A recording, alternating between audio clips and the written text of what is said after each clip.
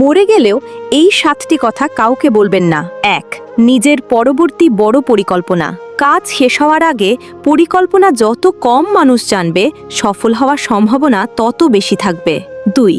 নিজের পরিবারের ভেতরের সমস্যা। ঘরের কথা বাইরে গেলে সমাধান কম হয়, সমালোচনা বেশি হয়। 3. নিজের সবচেয়ে বড় দুর্বলতা। সবাই আপনার শুভাকাঙ্ক্ষী নয়। আজ যে সহানুভূতি দেখাচ্ছে, কাল সেই দুর্বলতাই আপনার বিরুদ্ধে ব্যবহার করতে পারে। 4.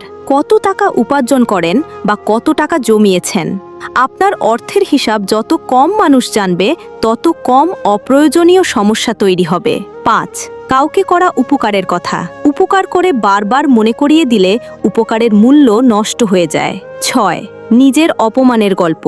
সবাই আপনার কষ্ট বুঝবে না, অনেকে আবার সেটাকেই হাসির বিষয় বানিয়ে ফেলে। 7. নিজেদের সব লক্ষ্য ও স্বপ্ন সবার সঙ্গে ভাগ করবেন না।